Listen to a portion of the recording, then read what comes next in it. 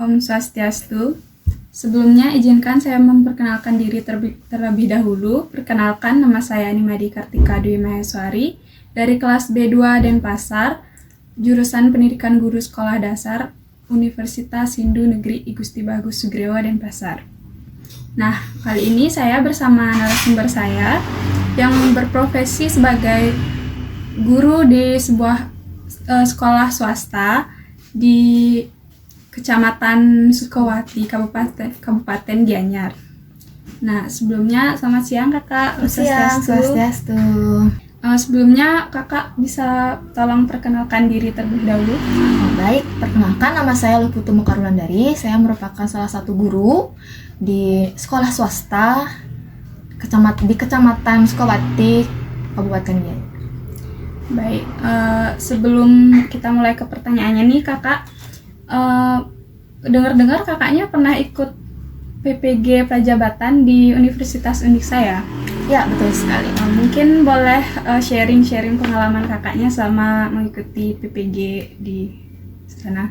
Oh baik, mungkin dari pengalaman kakak itu mengikuti PPG itu sangat mengesankan sekali ya. Selain bertemu dengan teman-teman yang baru, mendapatkan motivasi-motivasi dari dosen ataupun guru-guru pamong saat mengikuti kegiatan PPL. Selain itu juga kita dituntut jadi seorang guru tuh harus bisa profesional, apalagi sudah mengikuti pendidikan profesi guru. Kita juga dituntut harus profesional, harus bisa kreatif dalam merancang kegiatan pembelajaran agar juga peserta didik itu bisa lebih kreatif atau tertantang untuk dalam mengikuti kegiatan pembelajaran. Selain itu banyak sekali pengalaman yang didapat ya, selain pengalaman bertemu teman dan mendapatkan ilmu yang baru terkait profesi keguruan. Baik, berarti sangat mengesankan ya selama mengikuti PPG Prajabatan itu. Baik, langsung saja ya ke pertanyaan pertama. Yang pertama, apakah kakak pernah menggunakan media PowerPoint dalam pembelajaran di kelas? Tentu sering saya menggunakan media PowerPoint di kelas saat kegiatan pembelajaran, karena PowerPoint sendiri itu merupakan salah satu hal yang penting dalam kegiatan pembelajaran saat ini. Apalagi pada zaman sekarang ini teknologi pembelajaran kan sudah banyak nih tersedia, mulai dari PowerPoint ataupun kayak ada word wall ataupun semacamnya. Banyak sekali kita bisa mengakses media pembelajaran. Nah, menurut saya PowerPoint ini saya pernah menggunakannya dalam kegiatan pembelajaran, sangat sering sekali. Kak, berarti sudah lumayan sering digunakan dalam kelas? Iya, sangat sering sekali. Oke, kita lanjut pertanyaan kedua. Menurut kakak nih, pentingkah media PowerPoint ini digunakan sebagai media pembelajaran? Oke, pentingkah? Menurut saya, sebelum kita menggunakan media pembelajaran, ada baiknya itu kita sebagai seorang guru menganalisis kemampuan peserta didik. Nah, sebelum kegiatan pembelajaran itu ada namanya analisis diagnostik. Nah, analisis diagnostik ini merupakan suatu penilaian kepada peserta didik di awal kegiatan pembelajaran, di mana kita itu sebagai guru menganalisis seperti karakteristik peserta didik, kemampuan belajarnya, seperti gaya belajarnya, bagaimana hobi-hobinya. Nah, seperti itu. Kita harus menganalisis agar bisa menentukan materi atau media apa yang digunakan dalam kegiatan pembelajaran. Jika misalnya peserta didiknya memerlukan media pembelajaran berupa PowerPoint dalam kegiatan pembelajaran, tentunya kita sebagai guru pasti harus menggunakan media pembelajaran dalam kegiatan pembelajaran tersebut agar untuk menyampaikan informasi ataupun media-media lain dalam kegiatan pembelajaran. Seperti itu. Baik, selanjutnya dalam menggunakan media PowerPoint ini, apa saja kendala yang didapat dalam proses penerapan media tersebut? Kendala dalam penerapan. Oke, selama kakak menggunakan PowerPoint dalam kegiatan pembelajaran sih, kendala yang pertama itu ketersediaan alat-alat yang ada di sekolah. Nah, kan di PowerPoint itu kan kita buat dulu tuh di laptop bagaimana dengan sedemikian rupa.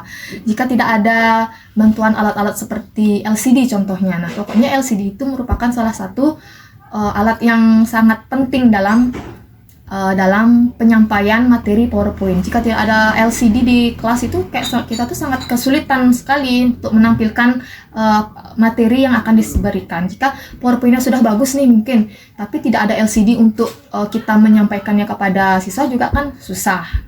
Itu yang pertama, LCD. Jika tidak ada LCD itu susah sekali. Nah, yang kedua itu saya biasanya dalam PowerPoint itu kan menampilkan media lain berupa media video.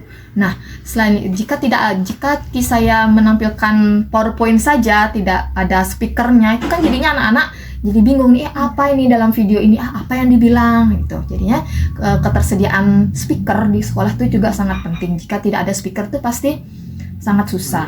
Itu sih menurut saya kendalanya, tidak adanya LCD ataupun pengeras suara seperti speaker tersebut. Berarti lebih ke sarana prasarana. Ya, sarana prasarana di sekolah.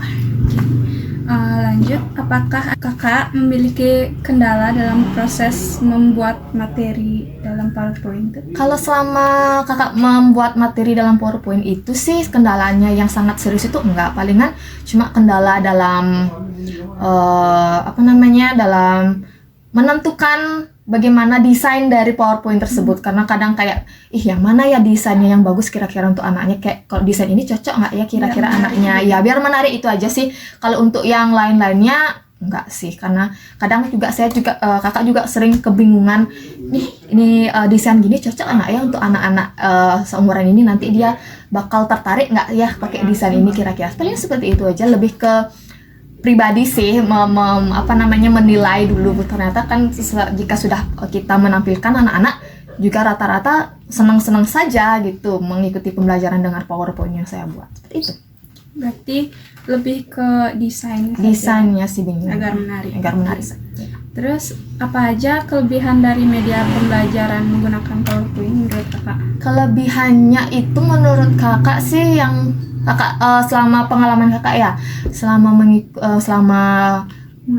mengajar dan selama kakak juga membuat PowerPoint itu, yang pertama itu mungkin kelebihannya, yang pertama dapat memvisualisasikan gambar-gambar yang tidak bisa kita bawa pada ruang kelas itu. Gambar-gambar yang kiranya itu contohnya itu misalnya kayak binatang buas kayak macan, harimau, gajah, jerapah, itu kan tidak bisa kita bawa langsung ke anak-anak kan di kelas memakai itu.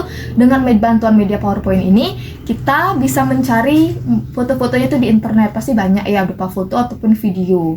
Kalau video itu lebih bagus lagi, biar bisa kelihatan geraknya, suaranya itu lebih bagus. Nah, itu yang pertama, bisa membawa hal-hal yang kiranya tidak bisa guru bawa ke dalam kelas, seperti itu. Yang selanjutnya sih lebih memudahkan guru dalam menyampaikan materi pembelajaran, karena guru dapat merangkum materi pembelajaran terlebih dahulu, yang misalnya materinya itu banyak sekali kan. Jika dengan menggunakan PowerPoint, guru merangkum dulu inti-inti dari materinya, yang mana kiranya yang penting-penting diberikan pada murid, kita tuangkan langsung ke PowerPoint tersebut. Seperti itu. Oke, jadi pertanyaan selanjutnya, apakah dalam menggunakan media PowerPoint ini sangat efektif digunakan dalam proses belajar dan mengajar di kelas? Ya, menurut saya sih lumayan efektif ya, karena dengan PowerPoint itu materi yang kita berikan itu juga lebih cepat membantu guru dalam menyampaikan materi pembelajaran. Seperti itu sih, menurut saya sih efektif.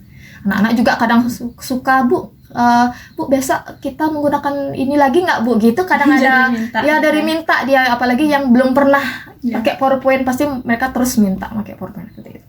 Berarti anak-anak tuh lebih senang juga ya diajarin? Ya, senang, apalagi ada video-video gitu, video-video pembelajaran itu senang mereka.